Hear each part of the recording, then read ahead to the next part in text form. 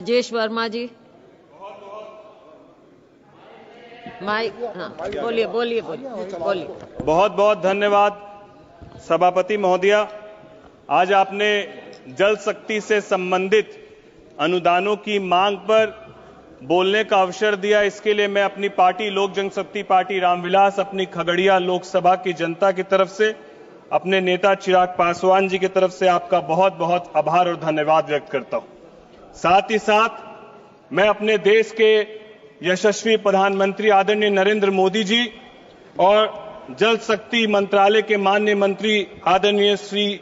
CR Patil ji का भी आभार और धन्यवाद व्यक्त करता हूं, क्योंकि इस मंत्रालय को पिछले वर्ष की तुलना में इस वर्ष लगभग 53% यहां पर ज्यादा राशि का आवंटन किया और जो बढ़कर लगभग 99,503 करोड़ रुपया हुआ। इसके लिए मैं मंत्रालय को और आदरणीय प्रधानमंत्री जी का धन्यवाद देता हूं, क्योंकि इस राशि से हर घर जल का नल और हर खेत में सिंचाई के पानी को सुनिश्चित करने का काम सरकार कर रही है। जिस तरीके से सरकार नमामि गंगे मिशन के तहत लगभग 3400 करोड़ रुपया, अटल भूजल योजना के तहत लगभग 2435 करोड़ रुपए, प्रधानमंत्री कृषि सिंचाई योजना के तहत लगभग 8259 करोड़ रुपए, जल जीवन मिशन के तहत 67,000 करोड़ रुपए और साथ ही साथ स्वच्छ भारत मिशन के लिए 7,192 करोड़ रुपए निर्धारित किए। इसके लिए मैं उनको कोटि कोटि धन्यवाद और आभार व्यक्त करता हूं। सभापति महोदया, जहां एक तरफ यह मंत्रालय आम लोगों को स्वच्छ जल आपूर्ति करा रहा है, वहीं पर इस मंत्रालय से देश की एक बड़ी आबादी, जो कहीं ना कहीं खुद को एक बड़ी आबादी जो सनातनी सोच और सनातनी विचारधारा के साथ हम लोग चलने वाले जो लोग हैं, जो नदियों के जल को भी, नदियों के पानी को भी हम लोग आस्था की तरह देखते हैं। इस मंत्रालय ने नदियों को भी स्वच्छ करने का काम किया है और एक बड़ी आबादी जो महाकुंभ में आज अपने आप को वहां पर डुबकी लगाकर पवित्र महसूस करती है, उसके लिए बड़ा योगदान मंत्रालय का हुआ। इसके लिए मैं मंत्रालय को कोटि कोटि धन्यवाद देता हूं। सभापति महोदया, बिहार में 38 में से 19 जिले ऐसे हैं जो बारिश की कमी से प्रभावित होते हैं और वर्ष 2024 में बाढ़ से लगभग 11 लाख की आबादी जो है वो प्रभावित हुई है। तो हम लोग के लिए, बिहार के लोगों के लिए, हम लोग ये बड़ी विडंबना है कि एक तरफ हम लोग बाढ़ से पूरी तरीके से प्रभावित होते हैं, वहीं दूसरी तरफ हम लोग सुखाड़ की भी मार को झेलते हैं। सभापति महोदया, जिस तरीके से बाढ़ को लेकर और इस मंत्रालय को लेकर मैं अपनी लोकसभा, खगड़िया लोकसभा के तरफ भी माननीय मंत्री जी का ध्यान आकृष्ट करना चाहूंगा और मैं बताना चाहूंगा कि माननीय मंत्री महोदय, मेरी खगड़िया लोकसभा में गोगरी प्रखंड के पेकांत पंचायत बिरबास में और साथ ही साथ गोगरी प्रखंड के सर्किल नंबर 1 बलतारा पंचायत और बड़ी फुलवरिया और लौंगा में जिस तरीके से कोसी नदी से कटाव की भयावह स्थिति है, ठीक उसी तरीके से अलौली प्रखंड के चेरा खेड़ा पंचायत, उत्तरी बोरवा, हरदिया और बलुआई में भी भीषण कटाव की स्थिति हो रखी है। खगड़िया प्रखंड के रहीमपुर दक्षिणी पंचायत में, मथुरा दियारा में और सहरसा जिले के सिमरी बख्तियारपुर प्रखंड के घोगसम में कोसी नदी से भयावह स्थिति है। मैं सभापति महोदया आपके माध्यम से माननीय मंत्री जी से कहना चाहता हूं, जहां राज्य सरकार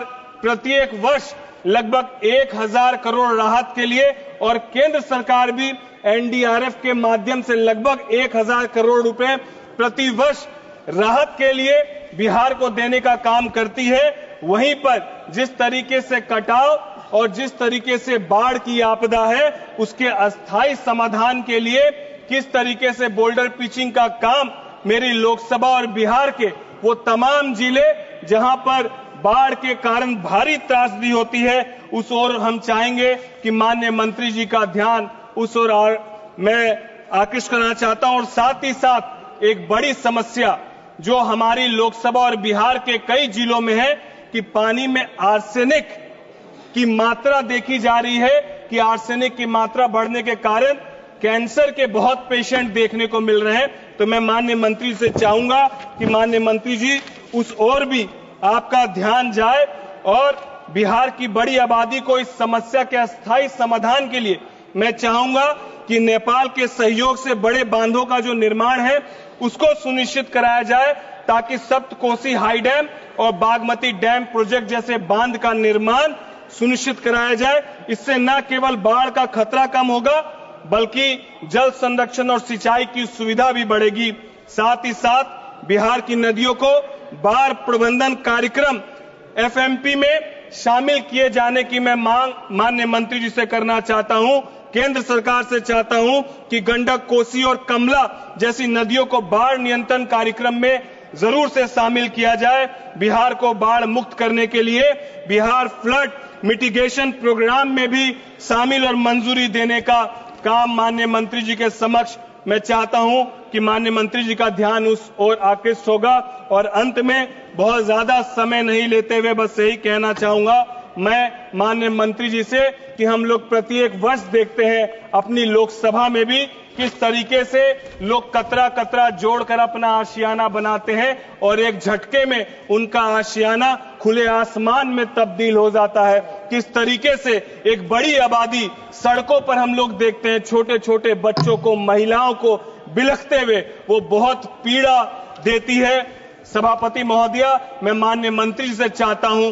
कि सिर्फ राहत से नहीं बल्कि अस्थायी समाधान की जरूरत है। एक बार मैं आपसे गुजारिश भी करूंगा कि एक बार आप मेरी लोकसभा, जो सबसे पिछड़ी लोकसभा बिहार की है, वहां एक बार आप जरूर से आए और आकर एक बार वहां की स्थिति से देखें। सही मायने में यदि गरीबी और सही मायने में यदि बाढ़ से विचलित होने वाली आपको दृश्य को यदि देखना है, महसूस करना है, उनकी पीड़ा को महसूस करना है, तो मैं चाहूंगा कि एक बार आप जरूर आए और उनकी पीड़ा में आप अपना सहयोग करें। और ये मांग मैं केंद्र सरकार से इसीलिए करता हूं क्योंकि केंद्र सरकार ने इस बार हमारी लोकसभा और बिहार को बहुत सकारात्मक दृष्टि के साथ बहुत योजनाएं दी है। और जब आप बहुत योजनाएं देते हैं आपके तरफ उम्मीदें भी उतनी बढ़ती है। इसीलिए मैं अपनी खगड़िया लोकसभा की तरफ से बड़ी उम्मीद भरी निगाहों से आपके तरफ देखते हुए आपसे उम्मीद करता हूं कि आप खगड़िया लोकसभा को बाढ़ से,